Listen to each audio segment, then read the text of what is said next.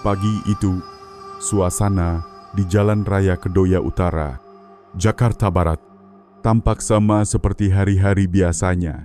Lalu lintas padat merayap. Suara klakson bersahut-sahutan, sementara para pedagang kaki lima sibuk melayani pembeli yang menepi di tepi trotoar. Warga berlalu lalang dengan wajah tenang, tanpa firasat sedikit pun akan terjadi sesuatu.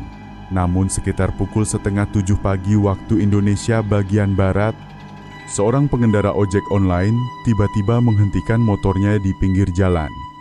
Tatapannya tertuju pada sebuah koper besar berwarna hitam pekat yang tergeletak di sisi trotoar, tepat di bawah tiang listrik.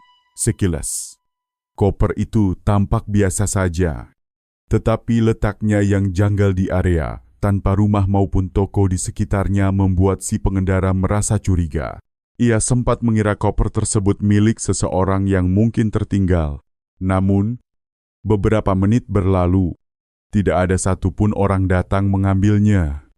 Didorong rasa penasaran, ia turun dari motor dan mendekat dengan hati-hati. Saat mencoba mengangkat koper itu, matanya membesar kaget. Berat sekali.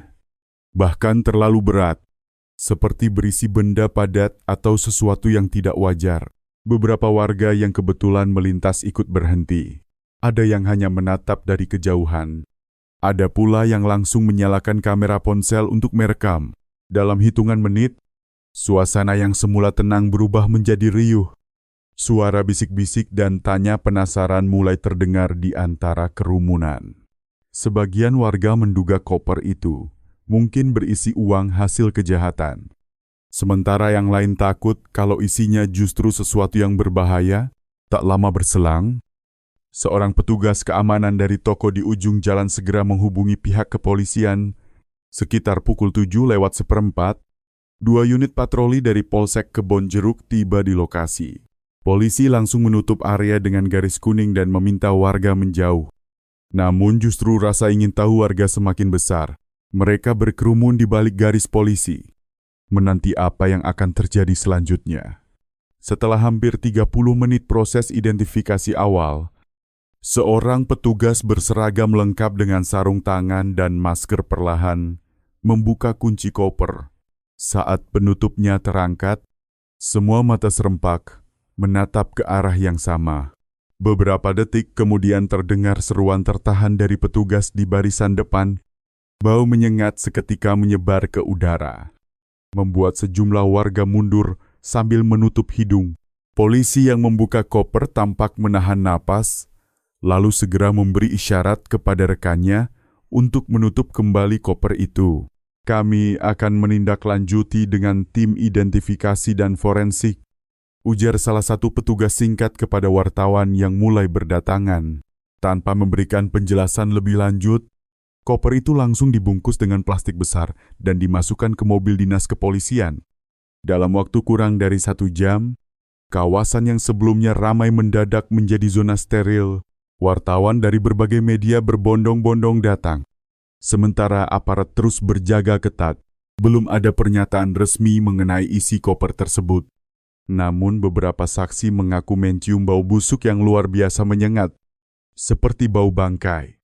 Entah apa di dalamnya, tapi baunya bikin mual, ujar seorang pedagang nasi uduk yang menyaksikan langsung kejadian itu. Sementara itu, di media sosial, video penemuan koper itu langsung viral. Warganet membanjiri kolom komentar dengan berbagai dugaan. Ada yang menyebut koper itu berisi mayat manusia. Ada pula yang berpendapat isinya hewan mati. Namun pihak kepolisian meminta masyarakat untuk tidak berspekulasi sebelum hasil pemeriksaan forensik diumumkan. Menjelang siang, suasana di lokasi mulai mereda. Meski aroma misteri masih menggantung di udara, polisi membawa koper tersebut ke RS Bayangkara, Jakarta untuk dilakukan penyelidikan lebih lanjut. Warga sekitar masih diliputi rasa penasaran bercampur takut. Tak seorang pun tahu pasti apa yang sebenarnya tersembunyi di balik koper hitam itu. Sejak pagi itu, Jalan Kedoya Utara, Jakarta Barat, berubah menjadi pusat perhatian seluruh kota. Setelah koper misterius tersebut dibawa ke RS Bhayangkara, suasana di sekitar lokasi belum sepenuhnya tenang. Sekitar pukul 9 pagi, warga masih berdatangan hanya untuk melihat sisa garis polisi yang kini tergantung longgar di tiang listrik. Para pedagang kaki lima kembali membuka lapaknya. Tetapi percakapan mereka hanya berputar pada satu topik isi koper itu. Seorang warga bernama Rini Handayani, yang rumahnya hanya berjarak 20 meter dari lokasi, menceritakan bahwa koper itu sebenarnya sudah terlihat sejak subuh. Aku kira itu koper orang yang baru turun dari mobil. Tapi sampai matahari naik gak ada yang ambil, warnanya hitam pekat. Seperti baru dibeli, ujarnya kepada wartawan. Pengakuan itu segera dicatat polisi. Karena artinya koper sudah berada di lokasi cukup lama sebelum ditemukan pengendara ojek online. Sementara di kantor polisi, tim identifikasi mulai bekerja di ruangan tertutup dengan perlengkapan lengkap. Begitu koper dibuka kembali, bau busuk menyengat langsung memenuhi ruangan. Di dalam koper ditemukan beberapa lapisan plastik hitam tebal yang diikat rapi menggunakan lakban. Ketika lapisan itu dibuka satu persatu, terlihat pemandangan yang membuat sebagian petugas mundur sambil menutup hidung. Sumber internal kepolisian menyebut bahwa isi koper diduga kuat potongan tubuh manusia yang telah membusuk, namun pihak kepolisian belum mau memberikan keterangan resmi kepada publik. Kompol R. Suyanto, Kapolsek Kebonjeruk, hanya menyampaikan pernyataan singkat di depan media. Kami menemukan sesuatu yang memerlukan pemeriksaan forensik mendalam. Mohon waktu, dan jangan berspekulasi dulu. Pernyataan singkat itu justru membuat rasa penasaran publik semakin memuncak. Siapa pemilik koper tersebut? Kapan dan bagaimana koper itu bisa tergeletak di pinggir jalan? Apakah pelaku membuangnya pada malam hari? Semua pertanyaan itu membanjiri media sosial. Tagar koper misterius Jakarta bahkan menjadi trending nasional di X dan Instagram dalam waktu kurang dari 2 jam. Beberapa video amatir mulai beredar luas. Salah satunya memperlihatkan detik-detik saat polisi membuka koper dan bereaksi spontan karena bau menyengat. Video itu ditonton jutaan kali disertai komentar warga yang menuntut kejelasan. Ada yang mengaitkannya dengan kasus pembunuhan sebelumnya di kawasan Bekasi. Ada pula yang menduga koper itu berisi potongan tubuh korban mutilasi. Namun lagi-lagi, pihak kepolisian menegaskan agar publik tidak berspekulasi sebelum hasil pemeriksaan forensik diumumkan di ruang forensik RS Bhayangkara, Jakarta. Situasi mulai memanas. Tim dokter bekerja cepat karena kondisi isi koper sudah rusak parah. Dari hasil pemeriksaan awal yang sempat bocor ke media, diketahui bahwa potongan tersebut berasal dari tubuh manusia dewasa berjenis kelamin perempuan. Karena kondisinya yang membusuk, identifikasi belum bisa dilakukan secara visual. Polisi kemudian mengambil sampel DNA untuk dicocokkan dengan data orang hilang di wilayah DKI Jakarta dan sekitarnya. Di sisi lain, tim penyidik mulai memeriksa rekaman CCTV di sekitar lokasi kejadian. Dari kamera pengawas sebuah minimarket di seberang jalan, terlihat pemandangan mencurigakan sekitar pukul 3 dini hari. Sebuah mobil hitam berhenti tidak lama di tepi jalan. Seorang pria keluar dari mobil, menurunkan koper besar, lalu pergi tanpa menoleh. Rekaman itulah yang menjadi titik terang pertama dalam penyelidikan. Polisi segera melacak plat nomor kendaraan tersebut, sementara tim lainnya menyisir lokasi untuk mencari sidik jari atau benda lain yang mungkin tertinggal. Setiap detik kini sangat berarti karena kasus ini mulai mengarah pada dugaan pembunuhan berencana. Menjelang sore, suasana di sekitar Jalan Kedoya Utara masih ramai. Warga berdiri di depan pagar rumah-rumah. Sebagian memegang ponsel, sebagian lain hanya menatap kosong ke arah trotoar, yang kini terkenal sebagai lokasi koper misterius. Di tengah rasa takut dan penasaran itu, mengkul rumor baru. Beberapa warga mengaku mendengar suara mobil berhenti sebentar pada dini hari sebelumnya. Tetapi tidak ada yang berani keluar rumah malam harinya. Polisi kembali melakukan penyisiran dengan membawa anjing pelacak. Dari hasil pelacakan, anjing tersebut beberapa kali berhenti di sekitar drainase kecil di sisi jalan, tepat di tempat koper pertama kali ditemukan. Polisi kemudian menutup area itu kembali, kali ini dengan garis polisi tambahan dan lampu sorot yang menyala terang. Apapun yang tersembunyi di balik koper itu, kini mengarah pada misteri yang jauh lebih besar. Warga Jakarta yang semula hanya penasaran kini mulai diliputi ketakutan. Siapa pelaku sebenarnya? Mengapa ia memilih tempat ramai seperti itu untuk membuang koper? Dan apa motif di balik tindakan mengerikan tersebut? Namun hingga malam berganti, tak ada satupun jawaban yang muncul. Polisi, bungkam, media menunggu, dan publik menahan napas. Satu hal pasti, koper hitam itu bukan sekadar barang yang tergeletak di pinggir jalan, melainkan awal dari kisah kelam yang baru saja membuka bab pertamanya. Dalam rekaman video berdurasi 1 menit 37 detik itu, terlihat tegas sosok seorang pria bertubuh tinggi besar, mengenakan jaket hoodie hitam dan masker. Gerak-geriknya tenang, seakan semua langkah sudah diperhitungkan sejak awal. Ia menurunkan koper, menyapu pandang ke sekeliling selama beberapa detik, lalu berlalu tanpa ragu sedikit pun. Namun yang menyita perhatian penyidik bukan semata-mata sosoknya, melainkan kendaraan yang ia gunakan. Dari pantulan cahaya lampu jalan, plat nomor kendaraan tersebut tampak jelas. Hasil penelusuran menunjukkan mobil itu terdaftar atas nama seorang perempuan berusia 29 tahun bernama Maya Rahmadani, warga kawasan Tangerang. Polisi segera bergerak menuju alamat yang tercantum dalam STNK. Namun setibanya di sana, mereka dikejutkan oleh kenyataan bahwa Maya telah dilaporkan hilang sejak 3 hari sebelumnya. Laporan orang hilang itu bahkan baru saja masuk ke Polsek Tangerang sehari sebelum koper ditemukan. Suaminya, Arman Prasetyo, menyebut istrinya terakhir kali terlihat pada malam hari sepulang kerja. Ia pamit keluar sebentar untuk membeli sesuatu, tetapi tidak pernah kembali. Ucapnya dengan nada bergetar di hadapan petugas.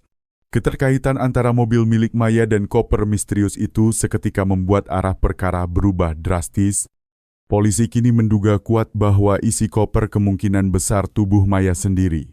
Tim forensik bekerja sepanjang malam, mengambil sampel DNA dari keluarga korban untuk dicocokkan dengan potongan tubuh yang ditemukan. Sementara itu, di media sosial, nama Maya R mendadak viral. Foto-fotonya beredar di berbagai akun seorang perempuan muda berwajah lembut yang bekerja di sebuah perusahaan kosmetik. Banyak warganet menuliskan doa dan simpati, sebagian lainnya membanjiri kolom komentar dengan spekulasi liar. Polisi akhirnya mengeluarkan imbauan resmi agar masyarakat tidak menyebarkan foto atau informasi yang belum terverifikasi. Namun rasa ingin tahu publik terlanjur membesar. Para wartawan mengepung kantor polisi, berusaha menggali setiap detail sekecil apapun. Salah satu sumber anonim dari kepolisian membocorkan bahwa pada tubuh korban terdapat luka yang menunjukkan tanda-tanda kekerasan berat sebelum tindakan mutilasi. Sayatan rapi di beberapa bagian tubuh mengarah pada dugaan pelaku memiliki latar belakang medis atau justru seorang tukang jagal profesional. Deuxième bermunculan. Tetapi polisi tetap menutup rapat hasil penyelidikan hingga semuanya benar-benar pasti. Keesokan paginya, suasana di rumah keluarga Maya berubah pilu. Arman, sang suami, tampak tak kuasa menahan tangis ketika polisi kembali datang untuk mengambil beberapa barang pribadi milik istrinya, seperti sikat rambut dan pakaian demi keperluan identifikasi di laboratorium. Saya hanya ingin tahu kebenarannya. Kalau memang itu dia, saya ingin melihatnya untuk terakhir kali, katanya lirih di hadapan petugas. Di sisi lain, polisi juga menelusuri kemungkinan keterlibatan orang dekat. Dari penyelidikan awal, diketahui Maya sempat berselisih dengan seseorang di tempat kerjanya sepekan sebelum menghilang. Rekan kerjanya menyebut ada seorang pria yang sering datang menjemput Maya di kantor, namun tidak dikenal oleh keluarga. Ciri-cirinya mirip dengan sosok dalam rekaman CCTV yang menurunkan koper di lokasi kejadian sore harinya. Tim forensik mengonfirmasi hasil awal kecocokan 98% antara potongan tubuh di koper dan DNA keluarga Maya. Meski hasil final belum diumumkan secara resmi, polisi mulai memperlakukan perkara ini sebagai dugaan pembunuhan berencana disertai mutilasi. Kabar tersebut membuat warga Jakarta gegar. Banyak orang mendatangi lokasi penemuan untuk menyalakan lilin dan menaruh bunga. Jalan yang sebelumnya hanya dikenal karena kemacetannya kini berubah menjadi simbol duka sekaligus ketakutan. Kita tidak menyangka di kota sebesar ini masih terjadi hal seperti itu, ujar seorang warga dengan nada ngeri. Di tengah kegelapan malam, penyelidikan terus berlanjut. Polisi berjanji akan menangkap pelaku dalam waktu dekat. Tetapi satu hal masih belum terjawab, siapa sebenarnya pria misterius dalam rekaman itu dan apa yang mendorongnya melakukan tindakan sekejam itu. Malam kembali turun di Jakarta Barat. Lampu jalan berpendar di atas aspal yang basah oleh embun. Di sela-sela keheningan, hanya satu bayang-bayang yang tertinggal, bayangan koper hitam. Simbol misteri dan tragedi yang masih menyisakan tanya di hati banyak orang. Hari ketiga setelah penemuan koper misterius, kota Jakarta masih dipenuhi kegelisahan. Di televisi nasional, berita ini menjadi headline utama. Stasiun-stasiun berita menayangkan potongan video pengamanan lokasi, komentar warga, hingga cuplikan singkat dari Kapolrestabes Jakarta Barat yang meminta masyarakat tetap tenang. Namun di balik layar, tim penyidik bekerja tanpa henti. Setiap jam, setiap petunjuk, setiap rekaman CCTV baru diperiksa dengan teliti. Pagi itu, pukul 9:45 waktu Indonesia bagian Barat, penyidik menemukan rekaman tambahan dari kamera keamanan milik rumah warga sekitar 200 meter dari lokasi penemuan koper.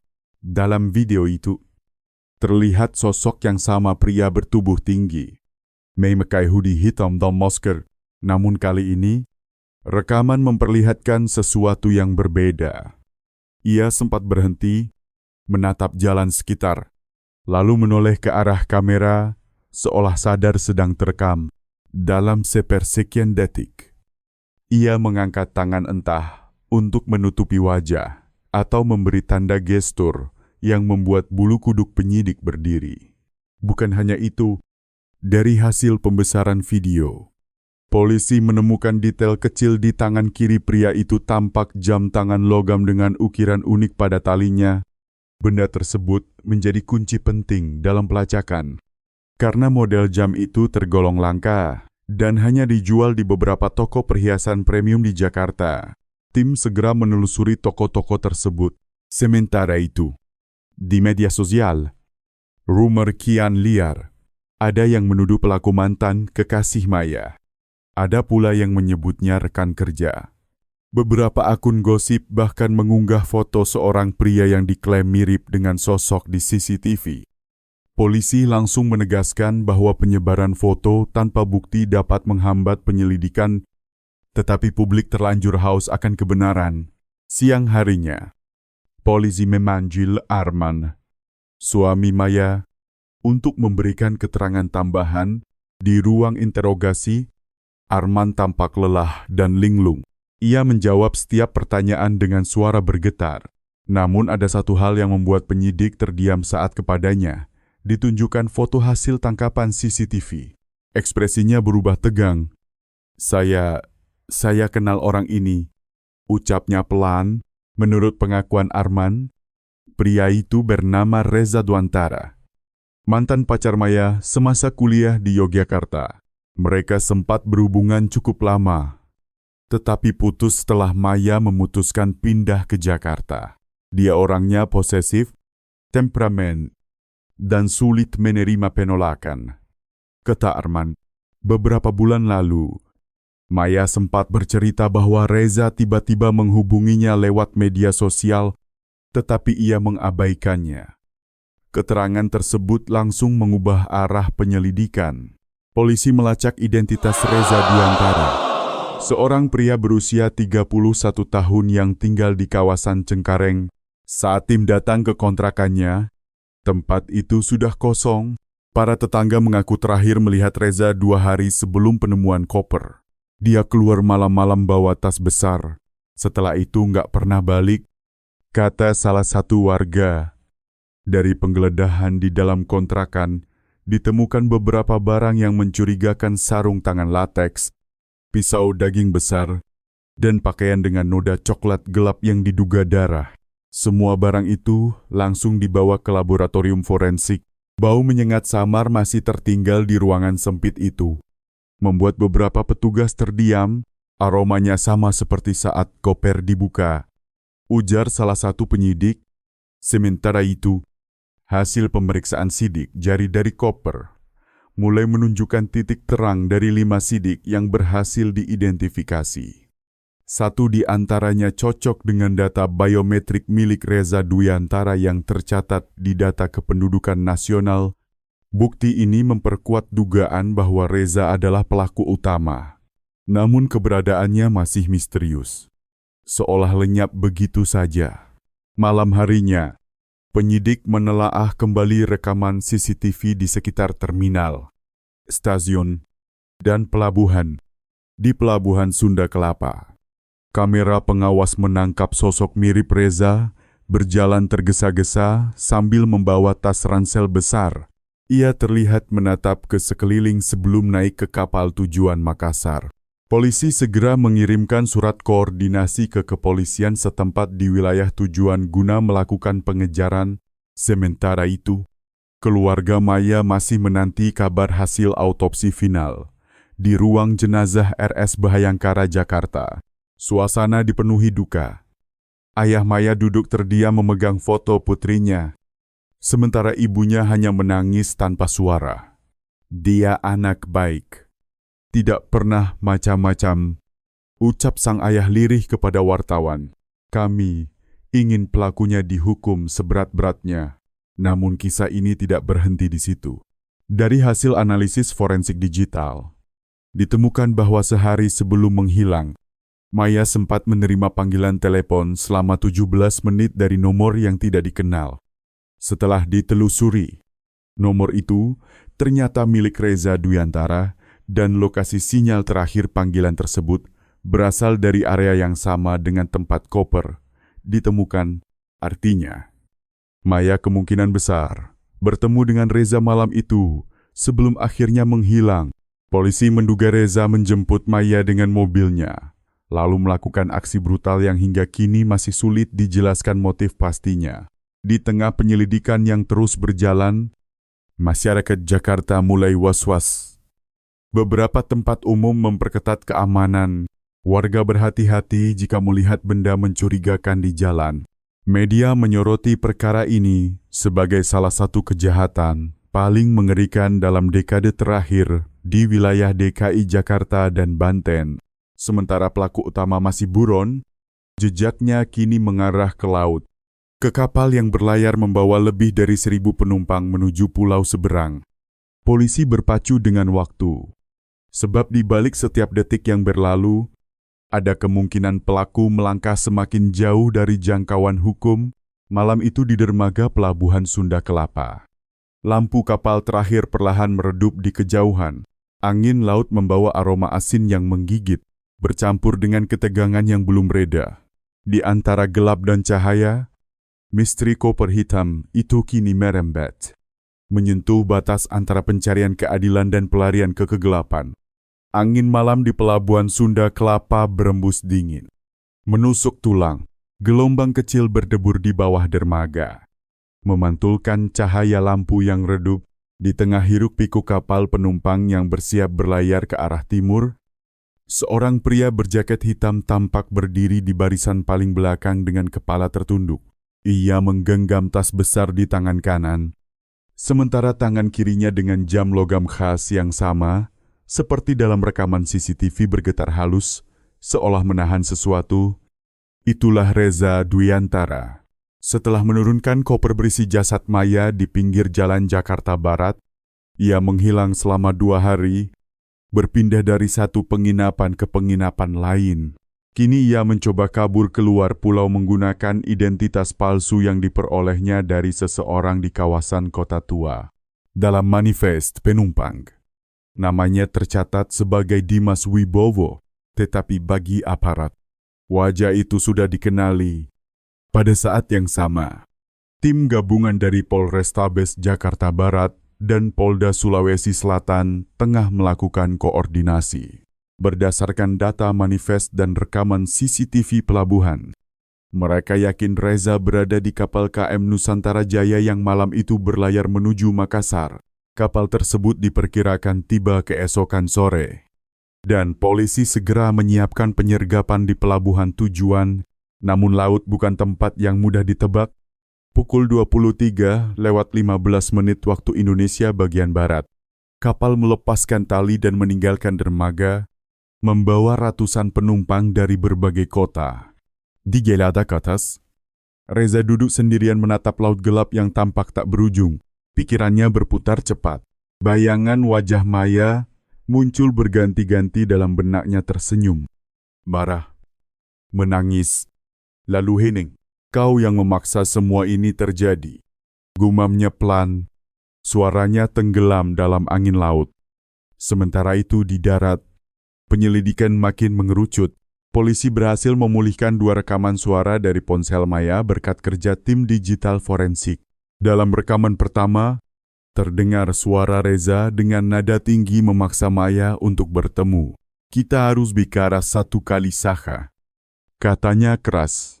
Rekaman kedua lebih mengerikan, suara jeritan perempuan disusul bunyi benturan keras dan napas berat yang tergesa. Lalu senyap, rekaman itu menjadi bukti kuat bahwa Reza adalah pelaku pembunuhan. Kapolrestabes Jakarta Barat dalam konferensi pers terbatas menyatakan, kami telah mengantongi bukti audio dan visual yang menguatkan dugaan bahwa saudara R.D. adalah pelaku pembunuhan berencana terhadap almarhumah M. Tim kami kini melakukan pengejaran lintas provinsi. Pernyataan itu seketika menjadi berita utama di seluruh media nasional. Sementara kapal terus melaju di tengah Laut Jawa. Cuaca mendadak berubah, angin kencang bertiup, ombak meninggi, dan kabut tebal mulai turun. Penumpang panik. Sebagian mulai berdoa. Reza digeladak atas menatap ke langit yang menghitam. Matanya kosong, seolah laut sendiri tahu bahwa ada seseorang di atas kapal itu yang membawa rahasia kelam. Di dalam kabin, petugas keamanan menerima panggilan radio dari pelabuhan. Polisi telah mengirimkan identitas dan foto pelaku, meminta agar petugas kapal segera waspada. Foto itu langsung ditempel di ruang jaga. Namun Reza seolah memiliki insting bertahan yang tajam. Ia berpindah dari satu dek ke dek lain, menghindari keramaian, menunggu waktu yang tepat untuk bersembunyi. Tengah malam, ombak kian beringas, kapal berguncang hebat, sebagian penumpang muntah, yang lain berpegangan pada pagar besi. Dalam kekacauan itu, Reza memanfaatkan momen untuk turun ke bagian bawah kapal mendekati ruang mesin yang jarang dijaga. Ia membuka pintu besi perlahan dan bersembunyi di balik tumpukan peralatan. Keringat dingin merembes di pelipisnya. Namun senyum tipis muncul di wajahnya. Mereka tak akan menemukanku, bisiknya. Tetapi nasib berkata lain. Seorang teknisi kapal yang sedang memeriksa tekanan mesin melihat bayangan bergerak di sudut ruang. Ia mendekat, menyorotkan senter ke arah itu. Dalam sekejap, mata mereka beradu, dan Reza langsung menyerang. Ia meninju teknisi itu hingga terjatuh, lalu kabur keluar ruang mesin. Alarm keamanan meraung beberapa detik kemudian. Kapten kapal segera mengumumkan keadaan siaga. Ada penumpang yang diduga berbahaya. Semua kru ke posisi. Sementara itu dari udara, helikopter patroli laut milik TNI Angkatan Laut yang menerima koordinasi dari kepolisian mulai mendekati posisi kapal. Lampu sorot besar menerobos kabut. menyapu geladak mencari tanda-tanda gerakan mencurigakan. KM Nusantara Jaya diperintahkan menurunkan kecepatan, menunggu penyergapan di tengah laut. Di geladak belakang, Reza kini terpoyok. Ia berlari menabrak penumpang yang panik, berusaha mencari celah pelarian. Tetapi tak ada tempat untuk lari di atas laut. Kilatan petir menyambar di kejauhan menyilaukan. Siluetnya tampak jelas di antara kabut dari helikopter di atas kapal. Suara megafon menggema keras, "Saudara R. D. Anda dikepung, letakkan tas Anda dan angkat tangan." Namun Reza berdiri kaku menatap laut hitam di hadapannya. Angin menghantam wajahnya. Jemarinya meremas gagang tas besar yang masih ia bawa sejak dari Jakarta Barat. Detik itu ia melangkah ke tepi kapal. Teriakan penumpang bersahut-sahutan. Polisi berusaha mendekat, tetapi terlambat. Reza menatap ke bawah lalu berbisik lirih. "Tidak ada yang bisa memisahkan aku dan dia lagi." Setelah itu, tubuhnya melompat ke laut, menghilang dalam gelap dan badai. Kapal berhenti total. Polisi dan kru segera menurunkan sekoci untuk mencari tubuhnya. Tetapi ombak terlalu besar. Pencarian berlangsung berjam-jam. Namun hasilnya nihil. Reza dinyatakan hilang di laut. Statusnya kini buron tenggelam. Kabar itu mengguncang seluruh negeri. Di Jakarta Barat, warga berkumpul di lokasi penemuan koper untuk menyalakan lilin. Maya R dikenang sebagai korban dari cinta obsesif yang berujung maut. Sementara pelakunya menjadi bayangan yang hilang dalam gelap laut Jawa. Namun di antara semua itu, satu misteri belum terjawab. Di dalam tas yang dibawa Reza saat melompat terdapat sesuatu yang belum pernah ditemukan. Hingga kini sebuah benda yang menurut penyelidik bisa menjelaskan seluruh motif dari tragedi ini. Laut menelan banyak rahasia. Tetapi kisah koper hitam di Jakarta dan cinta yang berubah menjadi kematian masih menyisakan pertanyaan yang belum selesai. 3 hari telah berlalu sejak KM Nusantara Jaya diguncang pengejaran dramatis di tengah laut. Gelombang tinggi, badai malam, dan suara megafon yang memanggil nama Reza kini tinggal kenangan menegangkan bagi ratusan penumpang yang menyaksikannya langsung. Namun bagi tim penyidik, kasus ini belum berakhir. Reza memang hilang di laut, tetapi belum ada bukti bahwa ia benar-benar tewas. Jasadnya tak pernah ditemukan. Bahkan setelah tim gabungan TNI AL dan Basarnas melakukan pencarian intensif selama 48 jam penuh. Yang terangkat dari laut hanya beberapa serpihan tas hitam yang terapung di sekitar lokasi Reza melompat, berupa potongan kain dan resleting logam yang patah tanpa isi. Meski kecil, temuan itu cukup menyulut kembali semangat penyidik. Pada salah satu resleting yang terangkat dari laut, terdapat sidik jari samar yang ternyata bukan milik Reza, melainkan milik orang lain, seorang pria bernama Damar Saputra, penjual barang bekas di kawasan Dadap, Tangerang Utara. Polisi segera mendatangi kiosnya. Damar semula ketakutan melihat polisi datang. Namun setelah diperiksa lebih lanjut, ia mengaku pernah menjual tas hitam besar kepada Reza 2 minggu sebelum kejadian. Dia datang malam-malam pakai masker, kelihatan gelisah. Dia bilang tas itu mau dipakai buat kerja pindahan, tapi saya tidak tahu maksudnya apa. Ada satu hal yang membuat penyidik terdiam. Saat polisi menunjukkan foto potongan tas yang ditemukan di laut, Damar langsung mengenalinya. "Iya, itu tas yang saya jual. Tapi waktu saya serahkan, ada satu amplop coklat di dalamnya. Saya lupa ambil." Keterangan itu memicu babak baru. Menurut Damar, amplop coklat tersebut berisi beberapa lembar foto dan selembar surat yang tak sempat ia keluarkan. Ia mengira amplop itu tak penting, hanya sisa bawaan pelanggan sebelumnya. Namun kini amplop itu bisa menjadi kunci untuk membuka motif sebenarnya di balik tragedi koper hitam Jakarta. Polisi mulai menelusuri kemungkinan isi amplop tersebut. Dugaan kuat muncul bahwa Reza membawa bukti hubungan masa lalu antara dirinya dan Maya, foto-foto pribadi, surat angkeman, atau bahkan sesuatu yang dapat menjelaskan obsesi berbahaya itu. Namun hingga kini, Amplop tersebut belum ditemukan. Sementara itu, masyarakat masih terpaku pada satu pertanyaan. Apakah Reza benar-benar tenggelam? Beberapa nelayan di perairan utara Kepulauan Seribu melaporkan melihat seseorang dengan ciri-ciri mirip Reza terapung di atas papan kayu 2 hari setelah insiden kapal, tetapi laporan itu tak pernah dikonfirmasi. Sebagian menganggapnya ilusi di tengah badai. Sebagian lain percaya Reza masih hidup dan bersembunyi. Di sisi lain, rumah keluarga Maya di Tangerang kini menjadi tempat ziarah kecil. Orang-orang datang menaruh bunga, menyalakan lilin, dan meninggalkan doa. Ibunda Maya kerap terlihat duduk diam di teras, memandangi foto putrinya yang kini viral di seluruh media. Saya hanya ingin dia tenang. Tapi hati saya bilang, semua ini belum selesai. Katanya pelan kepada wartawan. Ucapan itu terbukti bukan tanpa alasan. Seminggu kemudian, sesuatu yang mengejutkan terjadi. Seorang pekerja tambak di pesisir Serang menemukan sebuah tas besar terdampar di antara lumpur. Tas itu robek, basah, dan berlumut. Ia membukanya karena penasaran dan menemukan 2 benda di dalamnya. Sebuah ponsel rusak dan amplop coklat yang sebagian isinya masih utuh meski lembab. Polisi segera mengevakuasi tas tersebut ke laboratorium forensik. Setelah dikeringkan dan diperiksa, amplop itu berisi beberapa foto lama.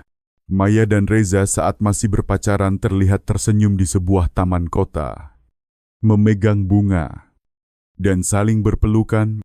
Namun di antara foto-foto itu ada satu yang berbeda. Sebuah foto yang diambil diam-diam memperlihatkan Maya sedang bersama seorang pria lain di depan sebuah kafe. Di balik foto itu, tercantum tulisan tangan. "Kau mengkhianati aku. Dunia akan tahu caramu meninggalkan cinta." Namun bukan itu yang paling mengejutkan. Di dalam amplop juga ditemukan surat pendek yang ditulis dengan tinta hitam. Kemungkinan oleh Reza sendiri. "Jika aku tidak bisa memilikinya, maka tak seorang pun akan. Aku tahu dosa ini tak terampuni. Tapi biarlah laut yang menenggelamkannya. Di tas ini aku tinggalkan sisa kisah kami." Surat itu menegaskan satu hal: Reza sadar penuh atas tindakannya. Ini bukan pembunuhan spontan, melainkan pembunuhan dengan motif emosional yang terencana. Lahir dari obsesi dan rasa memiliki yang berubah menjadi kebencian. Namun perkara ini masih menyisakan kejanggalan lain. Pada ponsel rusak yang ditemukan bersama amplop, teknisi forensik berhasil memulihkan satu pesan suara terakhir. Suara itu diduga milik Reza sendiri. Direkam beberapa jam sebelum ia melompat dari kapal.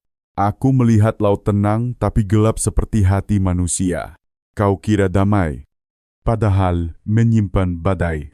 Kalau engkau dengar ini, berarti aku sudah di tempat yang seharusnya.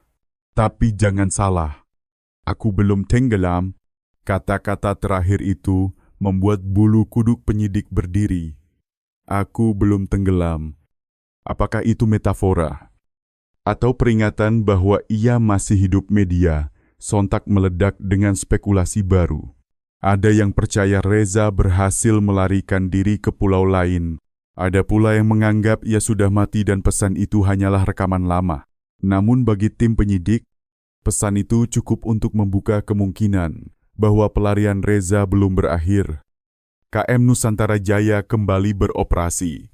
Tetapi kru kapal mengaku sering mendengar langkah kaki misterius di geladak belakang pada malam hari, terutama saat kabut turun. Seperti ada seseorang berjalan pelan tapi tak terlihat, bisik salah satu awak. Kasus ini akhirnya ditutup sementara oleh kepolisian dengan status pelaku hilang di laut. Namun penyelidikan tetap terbuka. Koper hitam, amplop coklat, dan surat cinta berdarah itu kini disimpan di ruang barang bukti Polrestabes Jakarta Barat. Sebagai pengingat bahwa kadang cinta tidak berakhir bahagia, melainkan tragedi. Namun jauh di suatu tempat, mungkin di dermaga kecil atau desa nelayan terpencil, seseorang dengan bekas luka di wajah menatap laut lepas, sambil menggenggam jam tangan logam yang berkarat. Bibirnya bergerak pelan, nyaris seperti doa, atau mungkin ancaman. Laut sudah menelanku, Tapi aku belum selesai. Sejak malam itu, beberapa laporan baru muncul. Warga pesisir mengaku melihat koper hitam kembali terdampar di lokasi yang berbeda. Pagi yang tenang di pantai Carita, Serang, mendadak berubah mencekam. Ombak sedang pasang. Seorang nelayan bernama Pak Darto melihat sesuatu yang aneh di antara gulungan air dan rumput laut. Sebuah benda besar berwarna hitam mengapung pelan dan terdampar di pasir basah.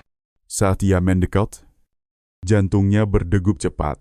Itu bukan drum, bukan karung, melainkan koper hitam mirip dengan koper misterius yang mengguncang Jakarta Barat sebulan lalu.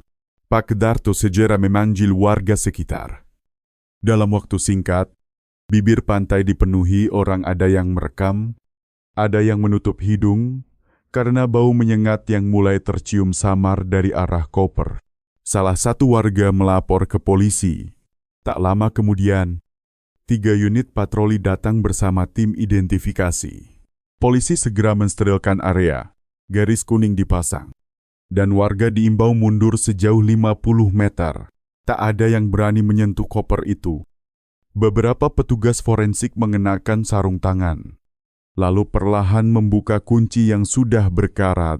Begitu tutupnya terangkat, udara seketika dipenuhi aroma busuk yang menusuk. Seorang polisi mundur sambil menutup masker, sementara yang lain hanya bisa menatap dengan wajah pucat. Di dalam koper ditemukan tumpukan kain basah bercampur lumpur serta sisa-sisa plastik pembungkus. Namun kali ini tidak ada potongan tubuh manusia seperti sebelumnya. Yang ada hanyalah tumpukan kertas lembab dan sebuah benda logam kecil berbentuk kotak dengan ukiran huruf RM. Polisi segera menutup koper dan membawanya ke laboratorium forensik. Berita penemuan koper kedua langsung mengguncang publik. Warga Jakarta dan Serang berbondong-bondong menonton siaran langsung di media sosial. Tagar koper kedua dan bayangan Reza menjadi trending dalam hitungan jam. Sebagian percaya koper itu milik Reza yang terbawa arus laut. Sementara, sebagian lain menduga ada pihak lain yang meniru cara pelaku. Di kantor polisi, penyidik memeriksa isi koper dengan hati-hati. Dari hasil awal, benda logam kecil itu ternyata kotak rekaman digital semacam perekam suara mini yang tahan air. Setelah dibersihkan dan dihubungkan ke perangkat, berkas suara berhasil diputar. Suara serak seorang lelaki terdengar jelas. Mereka pikir aku hilang. Mereka pikir laut bisa menelan segalanya. Tapi laut hanya menyingkirkan yang lemah. Aku masih di sini, dan aku sudah menemukan tempat untuk memulai lagi. Ruangan penyidik mendadak hening. Suara itu adalah Reza, identik dengan rekaman sebelumnya yang ditemukan di tas hitam. Hanya saja kali ini terdengar lebih tenang, lebih dingin. Kapolrestabes Jakarta Barat, Kombes R. Suyanto, segera menggelar rapat darurat. Kalau ini rekaman baru, ujarnya dengan wajah tegang, artinya pelaku masih hidup, dan dia sengaja meninggalkan koper kedua ini sebagai pesan. Beberapa penyidik saling pandang. Tak berdaya. Pesan untuk siapa, tanya salah satu dari mereka. Tak ada yang menjawab. Sementara itu, hasil pemeriksaan tumpukan kertas lembab dalam koper menampilkan sesuatu yang lebih mengejutkan. Di antara lembaran yang sudah rusak, ditemukan potongan tulisan dengan tinta yang luluh. Mereka menutupi semuanya. Aku hanya alat, Maya bukan satu-satunya. Kalimat itu memunculkan spekulasi baru. Apakah kasus Maya hanyalah bagian dari rangkaian yang lebih besar? Apakah Reza bekerja sendirian? Atau ada orang lain di baliknya? Polisi memperluas penyelidikan hingga ke pesisir utara Jawa, menelusuri kemungkinan Reza masih hidup dan bersembunyi di desa nelayan terpencil. Namun, setiap kali tim tiba di lokasi penampakan, sosok itu sudah menghilang, menyisakan hanya jejak kaki di pasir atau bayangan di CCTV pelabuhan. Malam hari di Jakarta, media terus menayangkan liputan khusus. Wartawan mewawancarai saksi-saksi baru, salah satunya pemilik penginapan di Anyar bernama Bu Ratna. Ia mengaku sempat menampung seorang pria dengan luka di wajah dan tangan yang seperti terbakar air laut. Dia datang jam pagi-pagi, sewa kamar tanpa banyak bicara. Tapi malamnya saya dengar dia berdoa keras sambil menangis. Tutur Bu Ratna dengan suara bergetar. Ketika polisi menunjukkan foto Reza, Bu Ratna langsung mengangguk, "Iya, itu dia. Tapi pagi-pagi sudah pergi. Cuma ninggalin jam tangan di atas meja jam logam dengan ukiran yang sama seperti terlihat di CCTV Jakarta." Temuan itu memperkuat dugaan bahwa Reza masih hidup. Tetapi arah pergerakannya sulit diprediksi. Ia seperti bayangan muncul sekejap, lalu lenyap. Beberapa saksi menyebut ia terlihat menuju timur. Naik bus antar kota menuju Cilegon dan Pelabuhan Merak. Tujuannya belum jelas. Tetapi bagi polisi, informasi itu cukup untuk menyalakan kembali perburuan besar. Di sisi lain, muncul kejanggalan baru. Dari pemeriksaan kotak rekaman suara, ditemukan satu berkas tersembunyi yang baru terbuka setelah diurai oleh tim digital forensik. Berkas itu berdurasi hanya 18 detik, dan isinya membuat semua penyidik terdiam. Koper berikutnya sudah siap. Jangan cari aku. Kari mereka. Suara itu diakhiri bunyi langkah menjauh dan deburan ombak. Pesan pendek itu terasa seperti tantangan terbuka. Polisi mulai menyadari Reza mungkin bukan sekadar pelaku pembunuhan karena cinta, tetapi juga seseorang yang berusaha menyampaikan sesuatu yang lebih besar daripada sekadar tragedi pribadi. Beragam teori bermunculan. Ada yang percaya Reza bagian dari jaringan gelap yang memperjualbelikan organ manusia. Ada pula yang meyakini ia hanya ingin menghukum orang-orang yang dianggap berkhianat. Namun hingga kini tak ada bukti yang menguatkan teori manapun. Keesokan harinya, garis pantai kembali dijaga ketat. Polisi menempatkan pos pengawasan di beberapa titik strategis dari Jakarta hingga Cilegon. Drone dan kapal patroli laut dikerahkan untuk memantau setiap pergerakan di garis pantai. Meski pencarian diperluas, Reza tetap tak ditemukan. Menjelang sore, matahari perlahan tenggelam di ufuk barat. Ombak menggulung lembut memantulkan warna jingga keimasan. Di kejauhan, tampak siluet seseorang berdiri di atas batu karang, menatap laut dengan tenang. Angin memainkan ujung jaket hitamnya. Di tangan kiri, jam logam lama masih melekat. Ia tersenyum tipis dan berucap pelan. Nyaris tak terdengar oleh siapapun, satu koper sudah sampai. Dua lagi menunggu. Lalu bayangan itu menghilang bersama senja, meninggalkan hanya suara ombak dan rasa ngeri yang kembali merayap ke sepanjang pesisir utara Jawa. Koper hitam bukan lagi sekadar bukti kejahatan. Ia telah berubah menjadi pesan, teka-teki, dan teror yang menandai dimulainya babak baru misteri yang belum selesai. Hari berganti minggu, namun kisah koper hitam belum juga padam. Di seluruh DKI Jakarta dan Banten, masyarakat hidup dalam ketegangan yang menahun. Polisi masih berjaga di setiap pelabuhan dan pantai. Sementara media nasional menayangkan pembaruan nyaris setiap jam. Bayangan Reza kini bukan hanya legenda kriminal, melainkan mitos modern perpaduan antara rasa takut dan penasaran yang merasuki pikiran semua orang. Kirim bagian selanjutnya yang ingin saya tulis ulang, dan saya akan teruskan dengan gaya serta aturan yang sama. Ketegangan itu mencapai puncak pada tanggal 23 Oktober menjelang fajar. Dua pelajar SMA di wilayah pesisir Serang melapor menemukan koper ketiga yang kali ini terdampar di muara sungai kecil tak jauh dari area tambak. Mula-mula mereka mengira koper itu sekadar sampah laut. Namun begitu mencium bau busuk yang menusuk dan melihat noda gelap merembes dari sela-selanya, keduanya sontak lari ketakutan dan memanggil warga. 2 jam kemudian, polisi datang dengan peralatan lengkap. Koper itu tampak berbeda lebih besar, dengan koretan cat merah, berbentuk garis silang di permukaannya.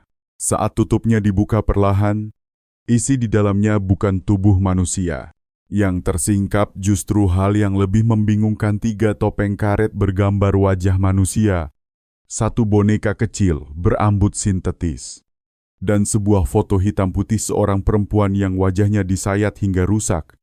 Di balik foto itu tertera tulisan tangan yang sama seperti sebelumnya. Mereka yang pura-pura suci akan aku buka kedoknya. Maya hanyalah permulaan. Belum sempat polisi menganalisis temuan itu sepenuhnya. Kabar mengejutkan lain datang dari arah barat. Nelayan melaporkan penemuan koper keempat hanya 2 hari.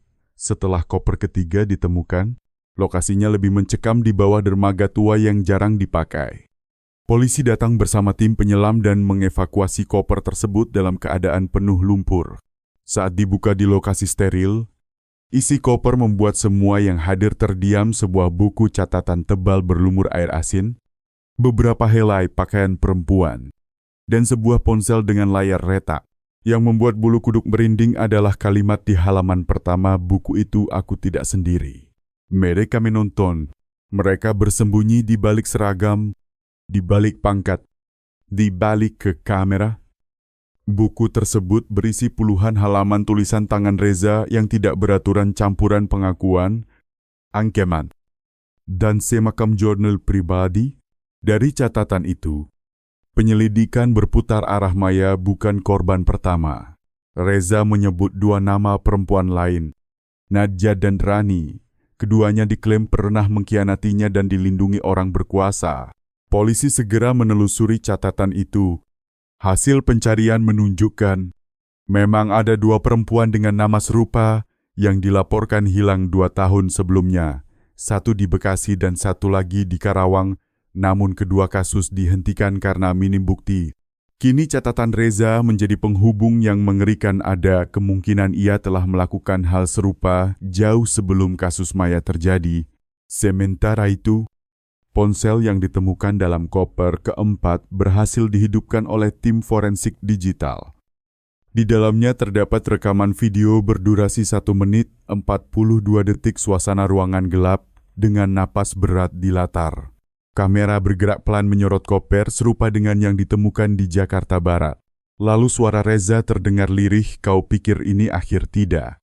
Aku hanya membersihkan dunia yang kotor. Lihat sekelilingmu. Mereka akan menyusul." Video berakhir dengan gambar kabur sesosok bayangan.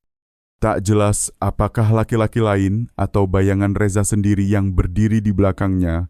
Rekaman yang diputar terbatas di internal penyidik itu memantik teori baru. Sebagian petugas yakin Reza tidak bekerja sendirian. Ada seseorang atau bahkan kelompok yang membantunya, entah sebagai kaki tangan atau perekam peristiwa. Sosok misterius itu dijuluki bayangan kedua. Menjelang dini hari, Kapolda Metro Jaya mengadakan pertemuan tertutup dengan tim intelijen. Mereka memeriksa ulang seluruh data pergerakan Reza setelah pelariannya di laut. Dari catatan perjalanan kapal, CCTV terminal, hingga sinyal ponsel, tampak pola janggal setiap kali koper baru ditemukan. Muncul sinyal tak dikenal dalam radius 2 km dari lokasi, lalu menghilang. Frekuensinya sama dan perangkatnya tidak terdaftar di jaringan resmi. Artinya, seseorang memang mengirim sinyal seperti tanda sebelum koper-koper itu muncul. Dari pelacakan terakhir, sinyal serupa muncul lagi, kali ini di Pelabuhan Merak. Tepat 1 jam sebelum fajar, pasukan khusus segera digerakkan. Semua akses keluar masuk pelabuhan ditutup, namun yang ditemukan hanya 1 kapal nelayan tua yang siap berangkat. Di geladaknya, seorang pria sepuh menyalakan rokok. Di sudut geladak, sebuah koper lusuh tergeletak, belum sempat dimuat. Saat diperiksa, koper itu kosong, tetapi di balik lapisan dalamnya terselip amplop kecil berisi selembar kertas basah dengan tulisan samar kalimat yang membuat semua orang membisu. Apakah koper kelima benar-benar ada? Atau ini hanya permainan psikologis untuk menakuti publik dan menyesatkan penyelidikan? Tak ada yang tahu. Satu hal pasti, setiap koper yang muncul selalu membawa pesan baru, kian gelap, kian simbolis, seolah Reza mengubah teror menjadi ritual. Beberapa hari kemudian, warga Banten kembali dikejutkan kabar tak kalah aneh. Di pantai Tanjung Lesung, seorang laki-laki bertopi terlihat berjalan sendirian di tepi pantai saat fajar. Ia membawa koper hitam kecil dan meninggalkan jejak kaki menuju air. Saat disusul warga yang curiga, sosok itu sudah lenyap. Di bibir pantai, hanya tersisa koper kosong yang mengapung pelan di permukaan ombak tanpa bau. Tanpa tulisan, di dalamnya hanya satu benda jam tangan logam yang sudah berkarat. Jam yang sama seperti milik Reza.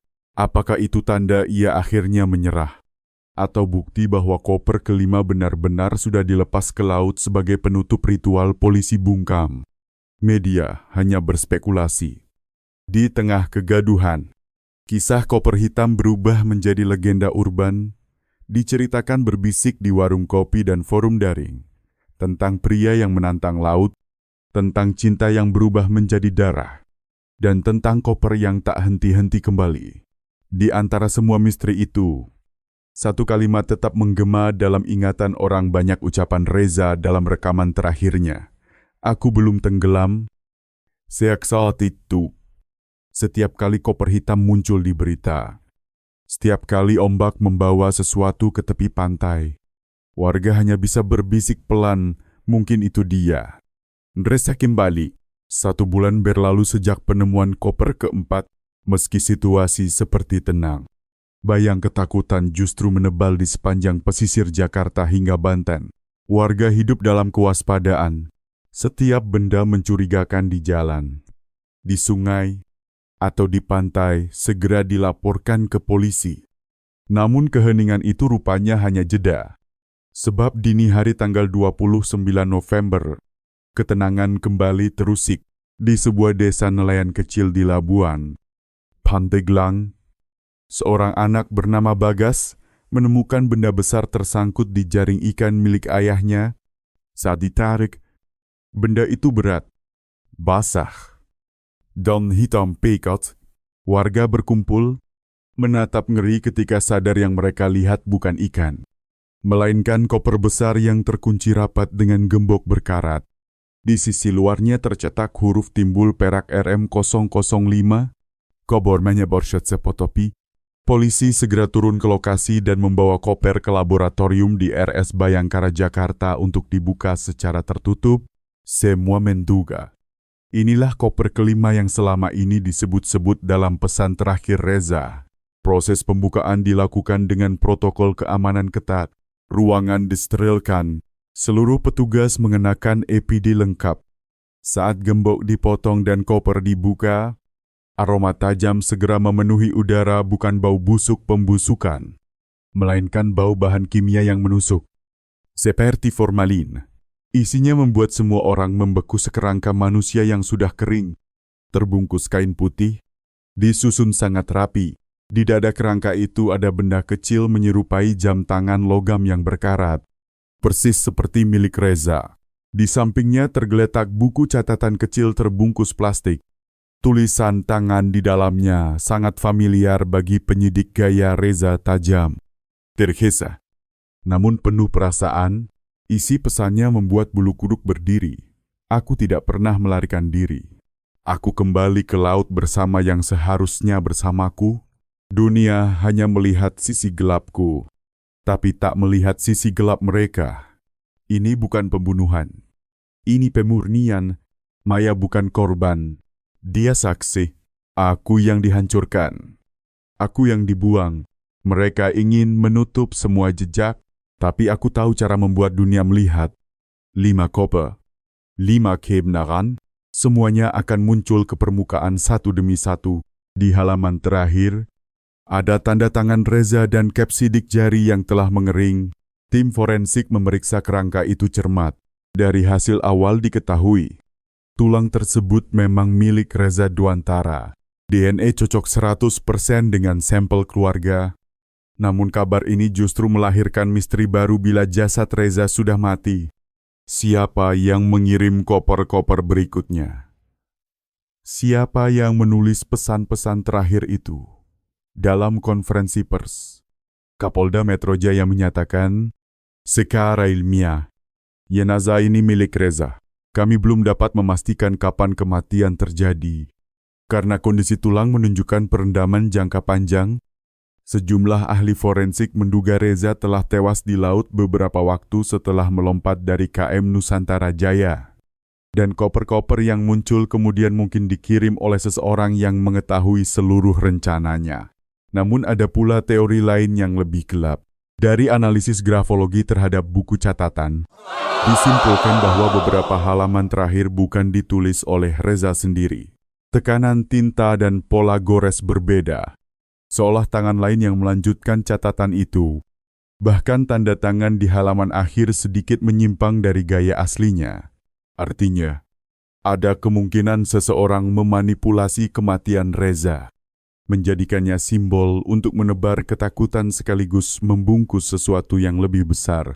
Beberapa minggu setelah penemuan jasad itu, muncul informasi mencengangkan dari dalam institusi kepolisian sendiri. Seorang penyidik mengaku menerima surat anonim yang dikirim ke kantornya. Surat itu hanya berisi satu kalimat dengan tinta merah. Kalian hanya menemukan yang dia tinggalkan, tapi belum menemukan siapa yang meninggalkannya. Kalimat pendek itu sontak mengubah arah perkara sekali lagi. Sebuah unit khusus dibentuk untuk menyelidiki kemungkinan keterlibatan pihak ketiga dalam pengiriman koper. Dari hasil penyelidikan internal, terungkap bahwa beberapa koper pasca penemuan pertama mustahil dikirim oleh Reza, sebab logistik dan waktu pengiriman tidak sinkron dengan pelariannya. Misalnya, koper kedua ditemukan diserang hanya 36 jam setelah insiden di laut. Nyaris tidak mungkin ia mencapai daratan, menyiapkan barang bukti, lalu melemparkannya ke laut dalam rentang waktu sesingkat itu. Artinya, ada orang lain yang memiliki akses terhadap barang-barang pribadi Reza. Lalu, siapa jawaban awal muncul lewat forensik digital pada ponsel rusak yang ditemukan di koper keempat? Dalam Archives Tersembunyi, terdapat beberapa pesan teks lama antara Reza dengan seseorang berinisial RZ02. Pesan itu berisi kalimat-kalimat singkat target sudah tahu. Coke. Persatu berhasil. Gunakan yang berikutnya di titik utara. Identitas RZ02 tidak terdaftar di jaringan resmi manapun. Nomor tersebut terdeteksi berasal dari server luar negeri menggunakan jaringan terenkripsi. Polisi menduga Reza bukan dalang tunggal, melainkan bagian dari jaringan dengan agenda lebih besar kemungkinan terkait sindikat gelap yang menjual narasi kematian di pasar gelap daring demi viralitas dan propaganda di media sosial. Teori konspirasi pun meledak. Sebagian warganet percaya Reza direkrut kelompok misterius yang mengatur narasi dan penyebaran ketakutan melalui kisah koper hitam. Mereka menamai kelompok itu Kelompok Lima Laut, karena setiap koper yang ditemukan selalu muncul di lokasi pesisir. Namun teori paling menakutkan datang dari penelusuran jurnal Reza sendiri. Pada satu halaman yang nyaris tak terbaca, ia menulis, mereka bilang, aku harus jadi simbol. Kalau dunia melihatku gila, mereka akan aman. Tapi kalau aku mati, mereka akan melanjutkan. Mereka bilang, koper harus terus ditemukan agar semua percaya. Kata mereka berulang di setiap tulisan. Siapa yang dimaksud tidak pernah ada jawaban pasti. Namun pada malam 15 Desember, satu hal lain mengguncang semua dugaan. CCTV di dermaga Merak merekam sosok pria dengan ciri mirip Reza, tubuh tinggi, langkah pelan, jaket hitam lusuh berjalan sendirian, menuju laut. Ia membawa koper kecil di tangan kanan. Kamera hanya sempat menangkap punggungnya sebelum ia hilang di balik kabut. Polisi yang memeriksa rekaman itu terdiam. Itu tidak mungkin, ujar salah satu penyidik. DNA-nya sudah terkonfirmasi mati. Tetapi video itu nyata, dan sampai hari ini belum pernah terbantahkan. Setelah itu tak ada lagi koper, tak ada lagi jejak, laut kembali tenang. Namun rasa takut tetap menggantung di udara.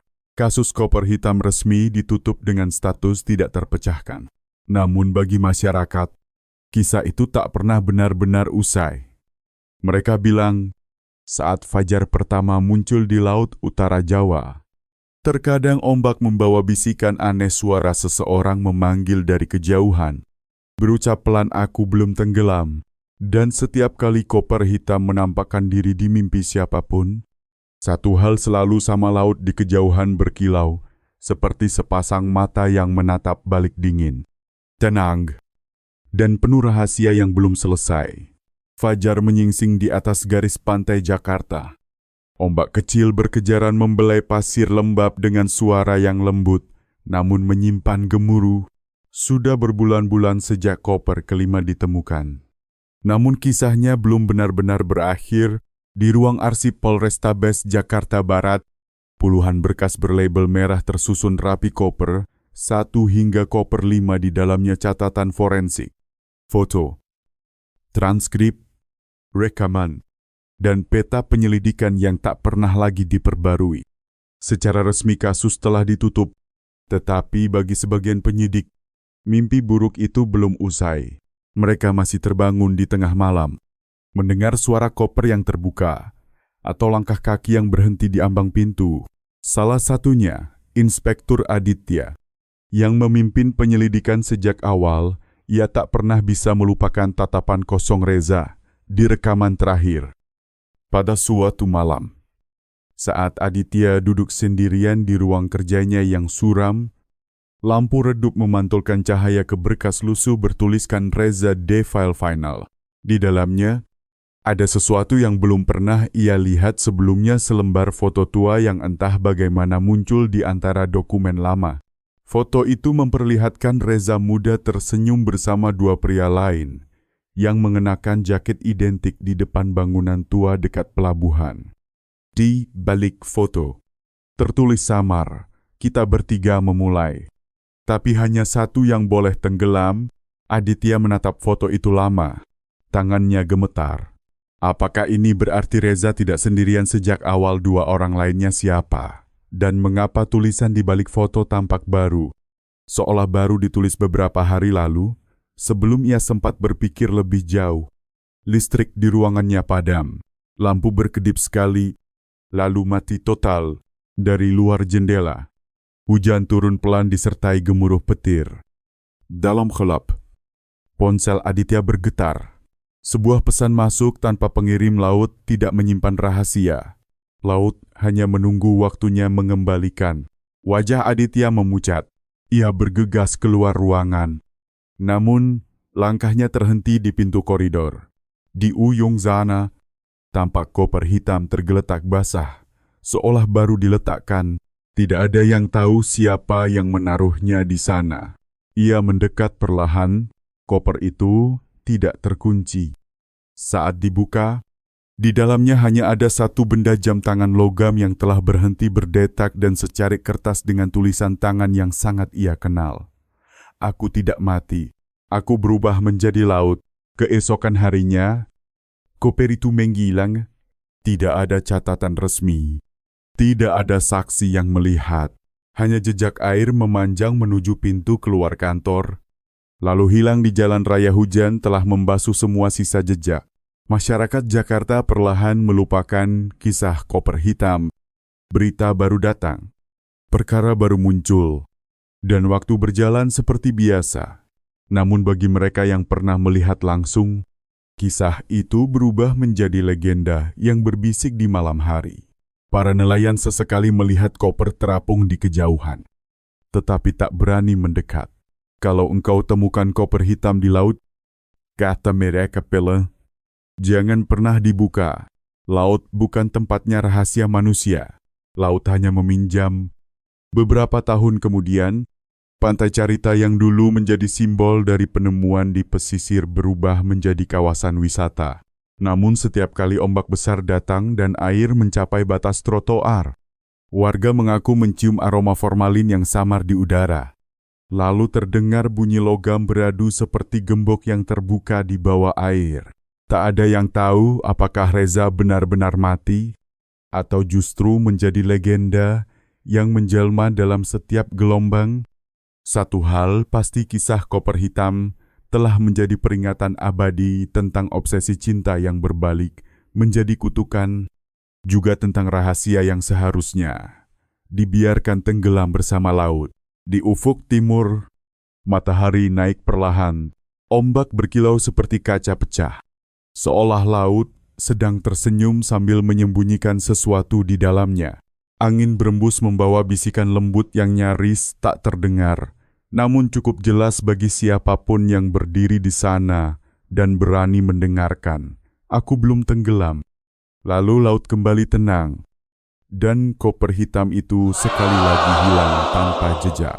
Kasus koper hitam yang mengguncang Jakarta dan Banten hingga kini masih menyisakan misteri mendalam. Meski jasad Reza ditemukan, rangkaian koper yang terus bermunculan menunjukkan bahwa kisah ini belum sepenuhnya berakhir. Polisi menutup penyelidikan, tetapi pertanyaan besar tetap menggantung. Apakah semuanya benar-benar telah tenggelam atau justru akan kembali muncul? Tetap waspada dan ikuti perkembangannya hanya di kanal ini. Jangan lupa suka, komentar, dan berlangganan agar kamu tidak ketinggalan berita viral dan kisah misteri berikutnya. Kasus koper hitam yang menghebohkan Jakarta akhirnya ditutup di tengah tanda tanya besar. Jasad yang diyakini sebagai Reza telah ditemukan. Tetapi jejak koper-koper berikutnya meninggalkan misteri yang belum terpecahkan. Apakah semua benar-benar berakhir? Atau laut masih menyimpan rahasia lain? Tetap pantau berita ini hanya di kanal kami. Dan jangan lupa suka, komen, serta berlangganan agar tidak ketinggalan kabar terbaru dan pembaruan seputar kisah viral berikutnya.